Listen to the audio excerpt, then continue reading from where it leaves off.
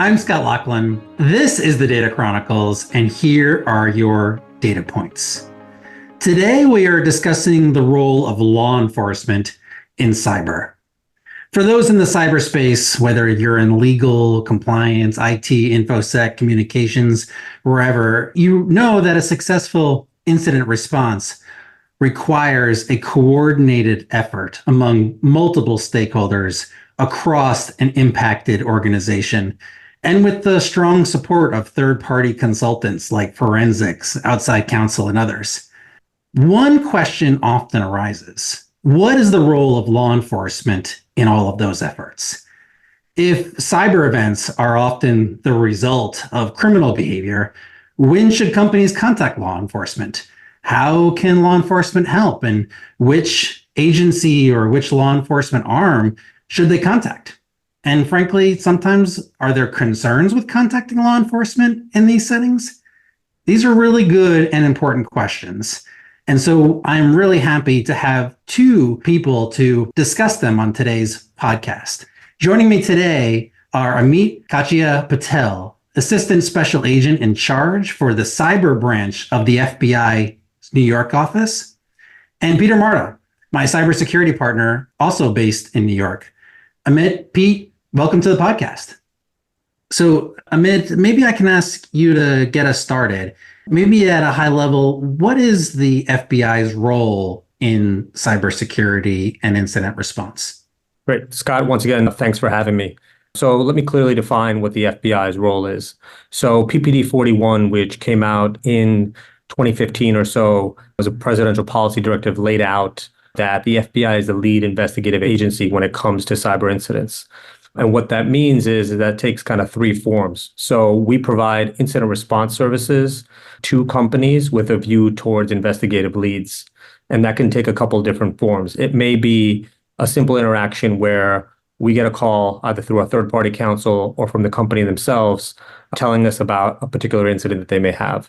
So let's take an example such as ransomware, which has become very prevalent here, and companies are having to deal with that on a day-to-day basis. So in that instance, we would get a call. Usually a third-party mitigator is able to tell us which variant of ransomware that is. And then we can go into our holdings and see if we can provide any additional fidelity as it particularly relates to that piece of ransomware. It may be additional indicators of compromise that we can provide the third-party mitigator to do more threat hunting on the network. It could be as simple as, how does this ransomware actor behave when it comes to negotiation? I'm sure we'll talk a little bit more about that, but we can really provide upfront that additional fidelity. The second part of that is if the incident is critical enough, we're happy to send our incident responders on site to be part of the threat response team. And we've done this in a variety of incidents, probably most notably during the Sony Pictures destructive malware attack back in 2014, most recently with also, Colonial Pipeline as well, where we can send people on site. I like to refer to them as our packet ninjas, and they will work hand in hand with the third-party mitigator to do that threat hunting, right? With a view towards helping to mitigate that particular intrusion on the network. And all of that, for us, what do we derive out of it is we derive investigative leads, because at the end of the day, attribution for the government as well as the FBI is important. And so in knowing who the threat actor is, we can do the third piece of what the FBI brings to the table when it comes to cyber, which is imposing risk and consequences on those actors, leveraging both our law enforcement authorities as well as our national security authorities. And particularly that attribution piece is also very important for policymakers as well. Just going back to that example that I gave of the Sony Pictures destructive malware attack, at the time, we didn't know that it was North Korea. It was a result of the incident response that we participated in, that we were able to get to a high level of confidence that it was the North Koreans. And then that allowed the White House to make public statements about it, as well as do and bring to bear the whole national security apparatus to have a good outcome for Sony Pictures. I mean, that's really interesting. And so maybe just to kind of hit a couple of those points I think you raised. So importantly, the FBI's mandate is not only to support perhaps cybersecurity events that are happening within federal agencies or government agencies, but also to support private businesses, private sector when they are under attack. And it sounds like you can be able to provide insights and almost kind of warehouse knowledge around cyber attacks that you see kind of within your unique space across many different organizations who may be experiencing threat activity from a single actor, whereas most of those organizations will only see it a very small slice of that. That's correct. That's a really good way to put it. As I always like to describe, we see all the different pieces of the pie. So we interact with a variety of victims, unfortunately. We have a tether into the national security apparatus, particularly the NSA is a great partner for us. And so we get to see what visibility that they have. We have legal authority to go out and seek information as it relates to threat actors, so infrastructure that they may be using to perpetrate these types of attacks. And then we have very good relationships with the third-party mitigators as well, even outside of incidents. And so in that way, we're able to put all the pieces of the pie together as it relates to these threats and provide that as essentially feedback to victims. And our number one priority when it comes to a victim contacting us is providing relief to that victim, whatever form that may take. Yeah, super helpful. I mean, I'm interested in that point you were raising around the different sources of threat intelligence that may be coming in through different arms of government and law enforcement. I think one question that many of my clients have is, how does the FBI play with other organizations in terms of coordination, especially as you start to see unique aspects play out in incidents where there could be a local law enforcement angle, there could be a federal angle, there could be, treasury angles. Interested in your perspective about how you're bringing the whole of law enforcement's resources to a particular problem. Yeah, one thing I think that's probably worth clarifying up front is that we are not a regulatory agency. And so we are not in the business of taking an incident and then reporting that back to a regulator. Just as an example, the SEC, you mentioned Treasury, right? And in fact, today, with the new cybersecurity reporting requirements from the SEC, there's another cybersecurity reporting requirement coming out from CERCIA, which is going to take effect at some point next year. We are not part of that process in any real formal way. So I'd like to make that at least clear for the audience, is that we're not a regulator. As I said, our number one goal is to provide relief to a victim. And we'll do that with interactions with the relevant parties, given what kind of threat it is. You mentioned state and local law enforcement. So every single FBI office employs a task force model. And so in my office here, I've got about 100 people. We are the largest cyber investigative branch that the FBI has at the field level, and we leverage a task force model. So part of my task force, a large portion of it is the NYPD. So NYPD intel as well as NYPD detectives, right? So they bring those state and local resources to bear as well, depending upon who the victim is and depending upon what type of threat actor that we're talking about. That applies to all 56 FBI field offices. And maybe, Pete, I'm interested in your perspective because, you have probably counseled hundreds, if not thousands of organizations through cyber crises, many of which I think we are working with law enforcement, depending on the details of those. Interested in your perspective about how organizations choose to contact law enforcement, and importantly, who is it that they are contacting? What kind of relationships do they need in order to make sure that they're talking with the right people inside of a expansive network of law enforcement professionals? Sure. Yeah, that's a great question, Scott. I've been working with the Bureau in the cyberspace for over 10 years now, and of course worked with them extensively in my prior life in the intelligence community, although that was more often in the CI or CT context. In this space, as in the others, I've found them to be consistently reliable partners. And in my experience, they appropriately treat victim organizations as victims. We've, in a number of cases, we've helped clients connect with law enforcement, both in the context of live incidents, but also ahead of time. On a number of occasions, we've facilitated introductions for clients to the FBI in a peacetime or, left of boom context, if you will.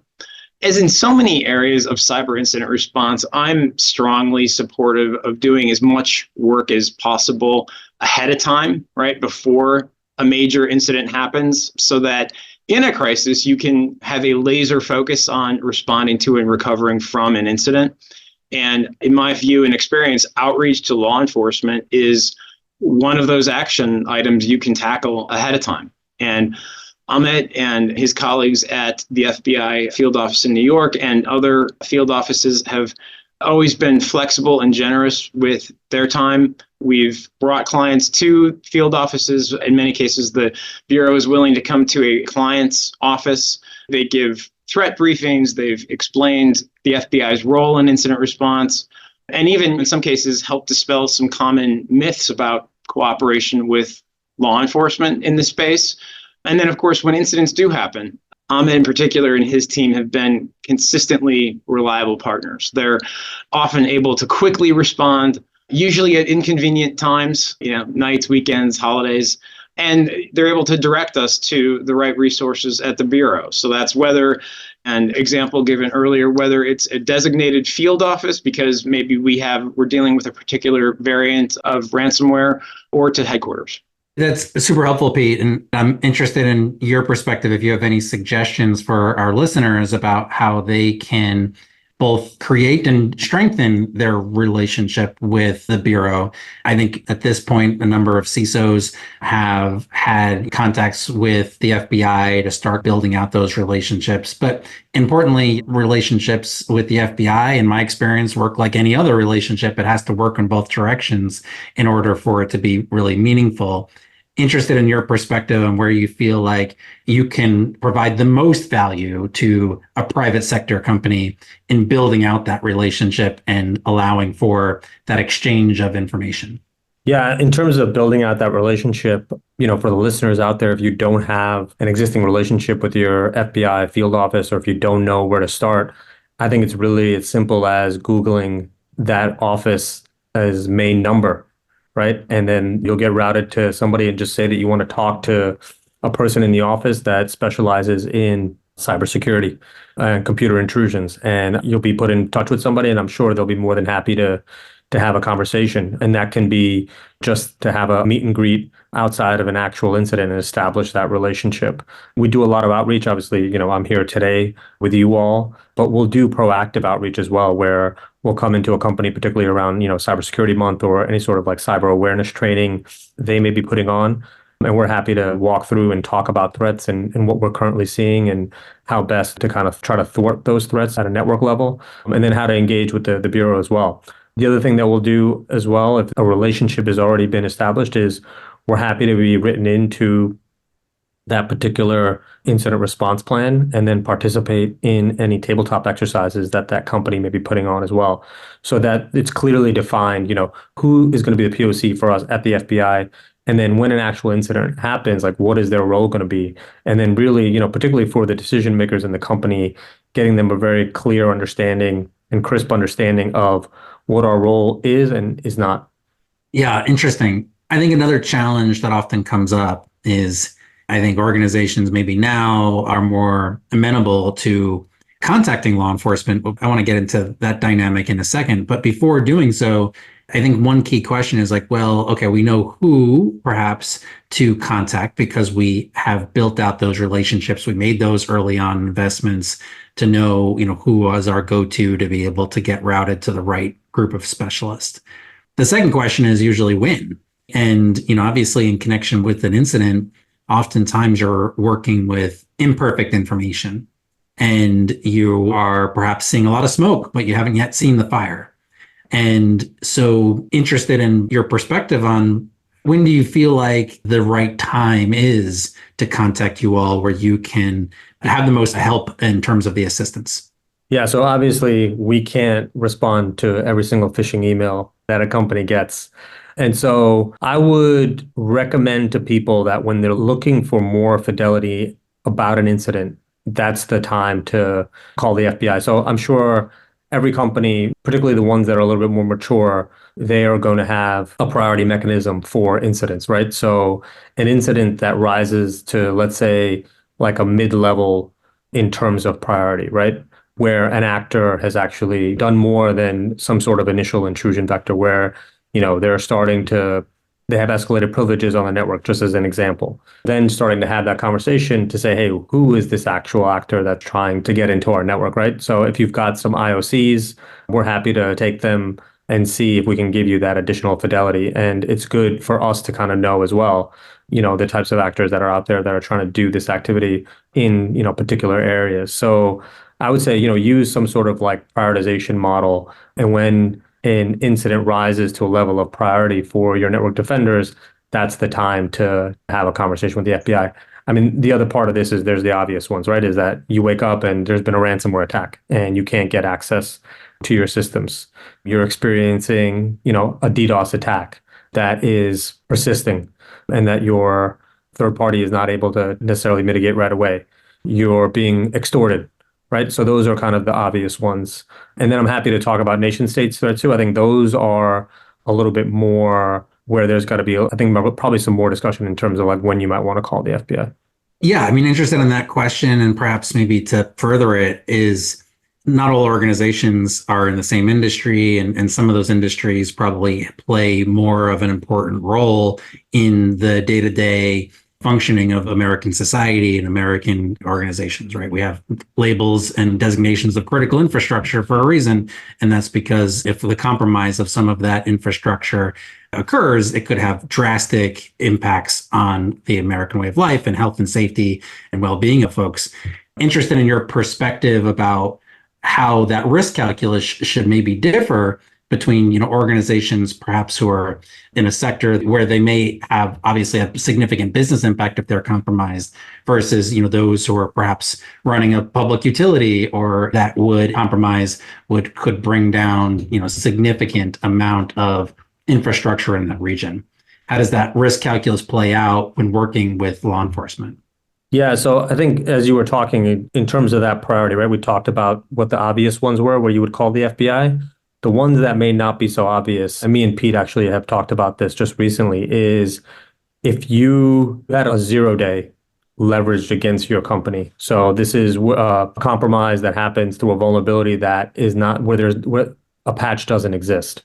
That would be an instance where you should engage law enforcement, and particularly the FBI, because more than likely you are not the only one that is the victim of that particular 0-day. The other one that I would throw into that bucket as well is going to be social engineering attacks.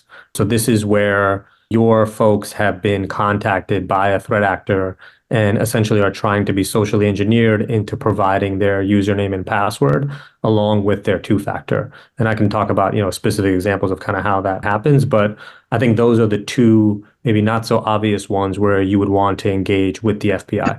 Yeah, I would just add that Amit a minute ago mentioned building the Bureau and others into one's incident response plan. I think it's a good idea to address this issue in your IRP and have an understanding ahead of time of whose role it will be to reach out to law enforcement, maybe who needs to approve it.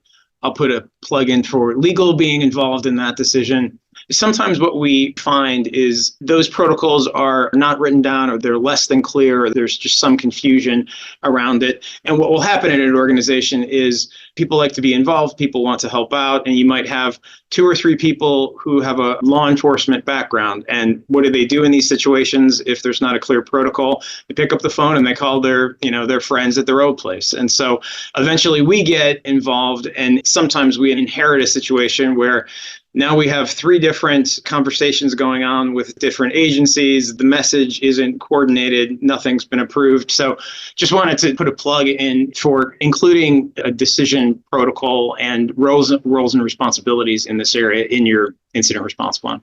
Yeah, I think that's a good practice point, Pete, and super important. And it's also important to have thought about those things in advance than when you're in the middle of a crisis and just feeling like you're under attack and siege by so many different stakeholders, separate and apart from the threat actor who's literally attacking you. And if I kind of think about, the dynamics here, interested in both of your thoughts on this, because I know, Pete, you, before going and working at Hogan as a cybersecurity professional, you also have a background in the intelligence sector. And, one of the things I think is often plays out is that there's almost like this collective action problem, because I think everyone would agree that everybody else should share as much information about the incident that they've had with law enforcement for them to take action. But that's everybody else, not necessarily me, because I'm worried about oversharing or sharing information that, may come back and give me problems at some point. And of course, then if you play that out, that means that everybody is guarded about what they would want to share, which then limits what law enforcement can effectively do if you don't have really the keen insight. The social engineering techniques, Amit, that you were describing a moment ago, or kind of how is it that you're seeing, 0-day exploits in software perhaps that you manufacture and are worried that, the fact that you have put out software that has a vulnerability into it is going to come back and bite you in litigation. Just kind of interested in your perspective on that conflict, because I think that plays out all the time. And it's almost as though the folks who are the professionals in this space have a responsibility to try to make sure that we are helping facilitate law enforcement's efforts. Because in the end, I think everyone would love to see these criminals with cuffs on instead of, sitting with a giant paycheck because we paid them a ransom. Yeah, I mean, look, Scott is totally right. One of the reasons I think that the ransomware problem has been able to grow as much as it has is because for a number of years, there's just been a lot of underreporting as it relates to ransomware. And so if the government is not seeing the scope of the threat that's out there, right, we can't apply our resources towards it. So I think that's why you've seen, a lot of this legislation pass, particularly around the SEC rules, as well as with CERCIA, is to compel that reporting so that we can have better fidelity and then apply our resources accordingly to those threats. I was going to mention IC3 later in this conversation, but IC3 is our facing website where the public as well as now corporations can report cyber incidents. And for a long time, a lot of what we saw in the IC3 data, this is going back probably 4 or 5 years, was, romance scams. And so as bad as romance scams are, that wasn't the reality in terms of the cyber threat landscape and what was really affecting corporations. This was something that was affecting individuals, right? And so that's just one example of why reporting is key, particularly for the government to be able to take action. Yeah, and maybe just to build on that, I think the broader issue is around a reluctance that we sometimes see to engage with law enforcement, right, in the context of a cyber incident. And, there are various concerns that we sometimes hear are around, will law enforcement take over the investigation? Yeah, will it force a company to take an action or not take a certain action? The one that I probably hear the most was mentioned a bit earlier. Will law enforcement share with our regulators, information that was shared to us?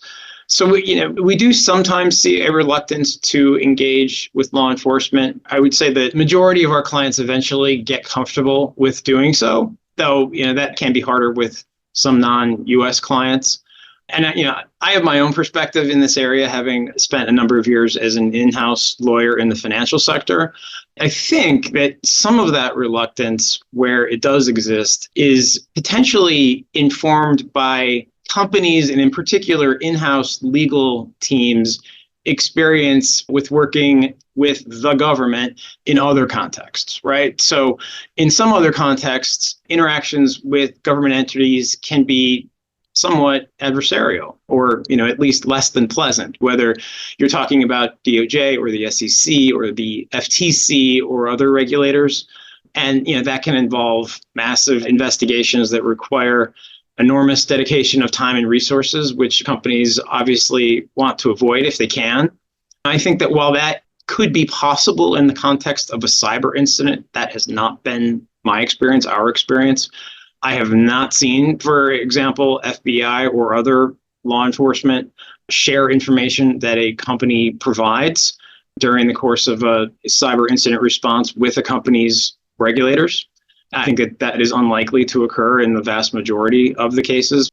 What I have seen, and this has been consistently the case going back 10 plus years, is that the Bureau's willing and eager to assist where it can. And I think in only very rare circumstances would it try to force a company, to share a piece of information or take or not take particular action. Yeah, and just to Pete's point, the landscape has changed, right? If you're a publicly traded company, you are going to have to do a filing with the SEC as it relates to material cyber incidents, right?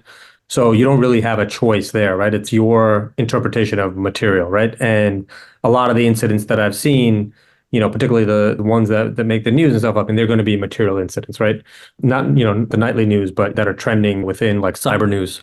You're going to have to report those. CERCIA takes effect at some point next year, right? Now, this is a reporting to CISA related to cyber incidents, particularly ransomware as well, right? So, and that applies to whether you're publicly or privately held, but you're within the 16 critical infrastructure areas.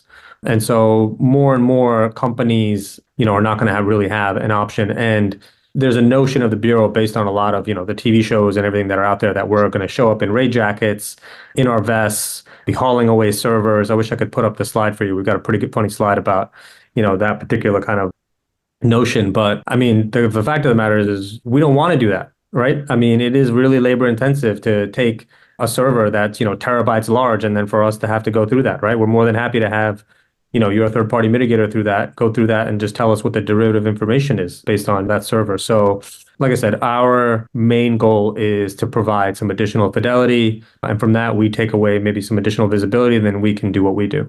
So I think those are really key points. And maybe just to amplify two of them, and maybe Pete, you're probably going to be better to answer this question than putting Amit on the spot for this. But, if I were to say, what is call it like a general data security standard in the United States, or, that has found its way into different types of federal laws and state laws, is that you have to have reasonable security. Well, as trying to put 100 cybersecurity professionals in the same room, and you're probably going to get 100 different opinions as to what reasonable security is. And thus you are amenable to the fact that you had the incident, the why you're having this conversation in and of itself demonstrates you had unreasonable security. From your perspective, when you have that dynamic play out, is it your view then that is not the way that law enforcement would look at it when we're going and approaching law enforcement? They're not going to say like, well, listen, you wouldn't have contacted us if you would have done a better job keeping these people out of your network. And it's only the fact that you had violated the law that you are coming and talking with us. Yeah, no, I mean, I have not seen that at all. I mean, they're really, I think there is an appreciation that has been formed over the last several years from, the Bureau hearing about and assisting with thousands and thousands of these incidents. I think there is just an acknowledgement that this can and probably will happen to just about every organization out there, and sometimes more than once. And the saying in cybersecurity, right, is that the bad guys, you can be right 364 days out of the year. Bad guys just need to be right once. And I think I have not experienced at all any type of judgment from law enforcement when you're reaching out for assistance. It's much more the case that they want to be helpful where they can. Amit mentioned, certain providing fidelity into threat actor TTPs and just insights into the actors behind a particular variant. I've seen that play out after we hang up the phone with the Bureau and I'm speaking with, senior leaders at an organization. And I've seen how crucial those insights sometimes are when we're making the really, really difficult decisions around, do we open up a line of communication with the spread actor? Do we negotiate? Do we pay? It's one thing to hear from someone like me or a cyber vendor on certain things like threat actor insights and maybe even the legality of paying a ransom. But when you hear it directly from FBI and you're able to tell your GC, your CEO, that the FBI, we just got off the phone with them and this is what they said and this has been their experience, it's been just consistently very powerful and helpful. Yeah, and just to follow up on what Pete mentioned, two specific follow-ups, right? So if you're a publicly traded company and you're making an SEC filing, if I was a shareholder, I would feel more comfortable if I knew that the company was cooperating with the FBI in that, they're doing all that they can to mitigate and stem this particular incident. So that's point number one. Point number two is, and we just recently got this guidance just in the last 2 days. So the FBI has done a multi-stage takedown of Lockbit ransomware. So this has been Lockbit, this ransomware group, and its affiliates have been, the number one ransomware variant for the last several years. And they've gone after a lot of high profile companies. Just in this last year, I think ICBC was a victim of Lockbit ransomware as well. And so, we have, along with the UK and Australia, levied OFAC sanctions against one of the developers. His name is Dmitry Koroshev. And so, now that these sanctions are in play against the developer of Lockbit, right? So any Lockbit intrusion is going to have a piece of ransomware that was developed by this guy, right? Who's under OFAC sanctions. And so OFAC also serves as a regulatory body, right? When it comes to enforcing sanctions. And so the question for a company is if I have a Lockbit ransomware attack against me in paying the ransom, am I now subject to OFAC coming after me, right? And one of the mitigating factors at the end of the day, right, that OFAC is going to look at is going to be cooperation with law enforcement. And it's clearly laid out, under their guidelines. So that would be just another reason to engage with law enforcement and have a conversation about that particular incident, because if it comes down to it, right, that's something that's going to be looked at by OFAC.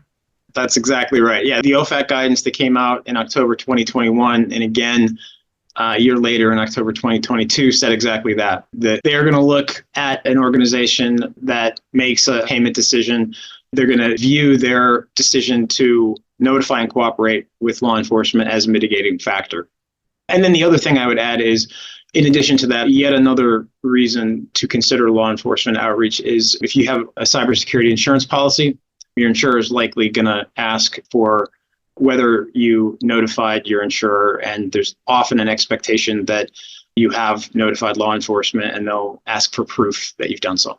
Just one last thing to add on this. I mean, I think it probably speaks to how straightforward law enforcement cooperation is. So the items that you would need to provide law enforcement, right, to show that you've been cooperative, right, are a description of the ransomware attack, a description of the unauthorized access, dates pertaining to the ransomware attack, and impact of the ransomware attack on the victim. I mean, those are pretty straightforward things, right? We're not looking for, hey, copies of servers like we were talking about before, right? Like we're literally talking about a discussion had with law enforcement, maybe some additional fidelity provided through IOCs and the like, date and timestamps, actual loss amounts. And that's really the amount that needs to be provided to be considered being cooperative with law enforcement. I'm interested in kind of a perspective, another, I don't know, call it a myth, call it kind of a talking point, whatever. I'm interested in your thoughts on it, because in addition to should we turn the victim of the cyber threat to now the target of a regulatory investigation, which I think you both addressed as being not the approach. The other dynamic that I often will hear is what's like, well, the law enforcement has their own incentives and their own objectives. Obviously, your goal is not to necessarily help in a commercial adventure. Your goal is to enforce the law, to be able to bring criminals to justice. And whereas a company, when they're looking at a situation like a ransomware event, they may say like, hey, the best thing for me to do is to get this over as soon as possible so that my operations are back up and running. And even if it means that, we're not perhaps gathering some of the evidence that the Bureau or any other law enforcement agency would love as part of their work, our incentive is to get this over with. Interested in your thoughts on whether that's a dynamic that plays out or whether that's really truly something theoretical but not practical. Yeah, that's all good and well. At the end of the day, I think we continue to say that we encourage companies not to pay the ransom, and we fully understand that it is a business continuity decision at the end of the day, whether a company pays a ransom versus not paying the ransom. But what I can say is anecdotally, from what I've seen, a company is more likely to be re-victimized if they do pay a ransom. Now, that re-victimization doesn't happen right away. Typically, from what I've seen, it's 18 months to 2 years, because what you're up against on the other side is a cyber criminal ecosystem where there's developers who are creating the tools to deploy ransomware and deploy cyber attacks, right? And then you've got the affiliates, and these are the gangs, groups, however you want to define them, that are actually deploying those tools. And they change over time. And it's a very entrepreneurial system. You can think of it like a Y Combinator even, right? Where everybody knows everybody, they share information, they're trying to build each other up, they're trying to build each other's business up. And so they know that XYZ company paid. and they paid, 18 months ago, 2 years ago, right? And so that would be the only caveat that I would encourage companies to consider is, are we likely to be revisited 2 years later if we pay this ransom, right? Again, but that's a business continuity decision, right? But that's something that I think that should be factored in. Yeah, really good point. I know we only have a few minutes left, and I do want to ask a little bit about developments in this space because this has been an issue. Obviously, a number of policymakers are thinking and struggling with cybersecurity, not only here in the United States, but globally. And there, as you mentioned a few times, around the SEC's new cybersecurity rules that went into effect that would require notification within a specific time period. It is subject to a national security exemption, right? In other words, it could have an extension of the timelines to the extent that there is an impact on national security.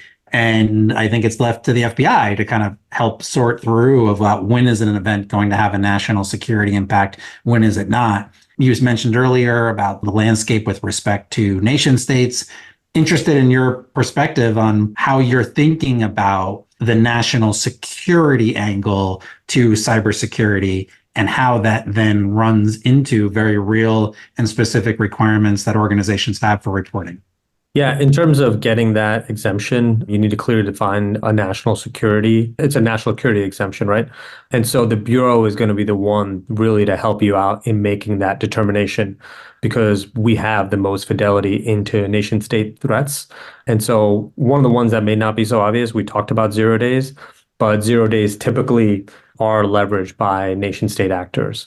And so in reporting a 0 day, you might be able to get a national security exception if a 0 day, for example, was leveraged against your company. And then I think the second part of that is going to be what the profile of the company is, right? So are there particular pieces of IP that would be very important if another nation state got their hands on them? I think some of the obvious ones, I'm sure that folks such as yourself and your listeners have probably seen in the news, are going to be semiconductors. Are you doing any work around semiconductors? Are you doing any work around AI? Just as an example, next generation military applications. Those are all things that national security actors are going to want to get their hands on.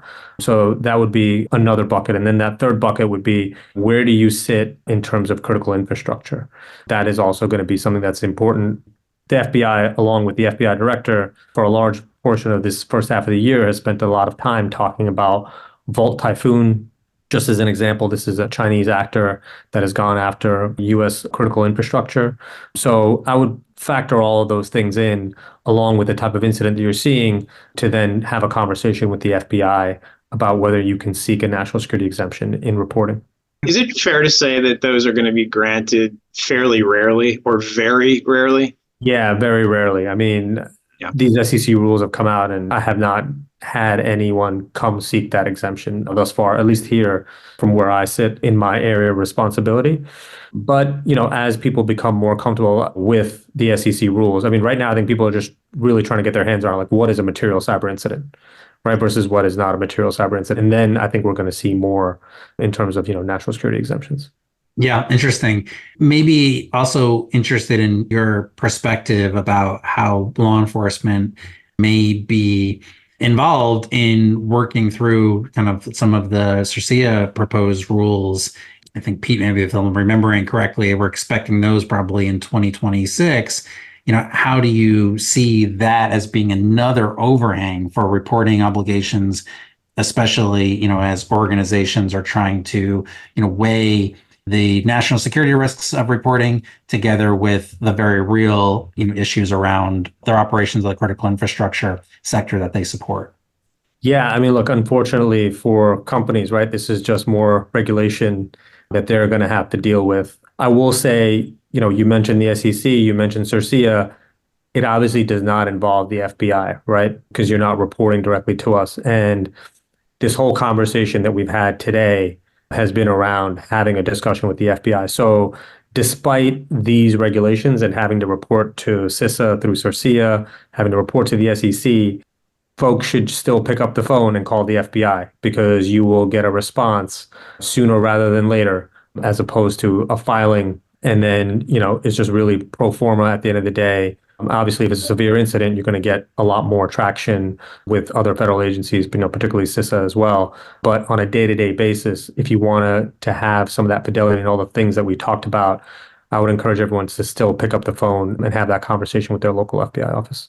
Yeah, I mean, just to build on that quickly, Scott, I think once those rules are in effect, I think there's likely to be some confusion over who to notify, right, and by when.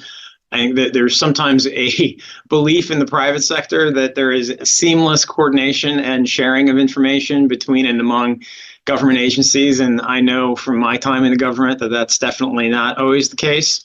So it'll be just interesting to see how all of the various notifications will work in practice, right? You'll have this obligation to notify CISA. I believe it's within 72 hours of a reasonable occurrence of an incident, but it's not entirely clear to me whether or how CISA will be prepared to be helpful to victim organizations, or, perhaps more likely if they'll be quickly overwhelmed, right, when notifications come in and probably have a limited ability to even respond, right? And so if a victim complies with the CIRCIA obligation, notifies CISA, doesn't hear anything other than receiving maybe an automatic response, what should it do? Should it assume that CISA will share that information with FBI? I think I agree with Amit. I think that it will continue to make sense to reach out to the Bureau separately.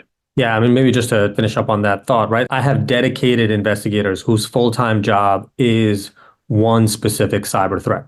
That is all that they do. They work with the prosecutors, they work with other FBI offices, they work with victims, and that is all that they do on a day-to-day basis. We talked about Lockbit, like there is one central belly button for us here within the FBI as it specifically relates to Lockbit, right? And they are the subject matter experts. And so in picking up that phone and saying, I have a ransomware incident, it involves Lockbit, we put you in touch with the subject matter expert within the FBI, and you get that real-time fidelity into that threat.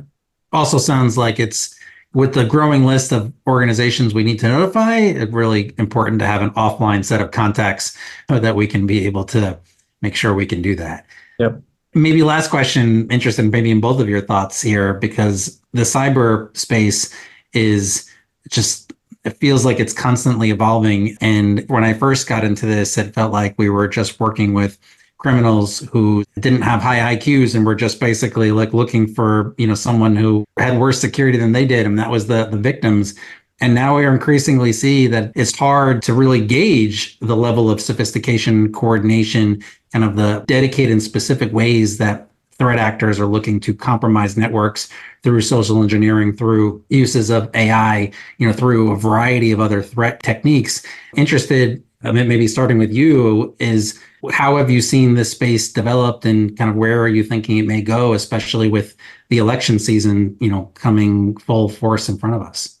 Yeah, I'll just say, the criminals, they're smart. They just choose to apply their smartness in a way that we all don't like, right? But there really has been, I would say over particularly the last 5 years, a narrowing in the gap between different cyber threat actors. So it used to be that, Russia was considered the most sophisticated cyber actor, followed by China, then Iran, North Korea on the national security side. And then, you had the criminal actors and that whole criminal ecosystem. Today, it's really hard to distinguish between a criminal actor versus a national security actor. They are all leveraging 0 days. Criminal actors in particular are leveraging social engineering, which quite frankly is an old school technique. If you go back to the 90s and early 2000s, like that was a technique from back then, and they brought that back. And one of the reasons for that, quite frankly, is that industry has gotten really good at being able to block and tackle and defend themselves from computer intrusions, right? And then once they're on network, they're looking for legitimate credentials, right? It used to be that there were very specific pieces of malware that were associated with very specific actors, and those days are gone, right? So really, we've gone from a static model of defining these threats, right? Like, hey, if it's this malware, then it's this intrusion set, to a really dynamic way that we have to try to identify these threats and build them up. And so really behavioral analytics, heuristics around network activity, those are going to be the things that really give you an indication of whether you've got a threat actor that's live and active on your network. Amit, that was really helpful insight. Pete, interested in your perspective and the rest of the 2024 looking from a cyber threat perspective. I agree with all that. I try to avoid being in the business of making predictions in the cyber threat landscape. But I think if you looked at the last year, 2023 was the year of the the vendor incident, the third party incident with MoveIt, which we're coming up in 2.5 weeks on the 1-year anniversary of that. I think it would be foolish to assume we're not going to see more of that in the future. I think that if you look at what happened there and the threat actor behind it, the idea that you could compromise, granted, it was a 0-day vulnerability, but they targeted one company's IT systems and they were able to steal very sensitive information of 1,000 plus companies. Scott, as you know, we had dozens and dozens of clients globally impacted by that. So I think that we're going to likely see more of that. And that, a quick takeaway there is just third-party incidents and how a company responds to them should be addressed in an incident response plan or maybe a separate document and tested through tabletop exercises. Pete, really great insights. I always learn so much in speaking with you both, and I feel like I did on this episode, and I know our listeners would feel the same way. So thank you so much for joining. Thanks for having me. Thanks, Scott. With that, I'm Scott Loughlin. This is the Data Chronicles, and those were your data points.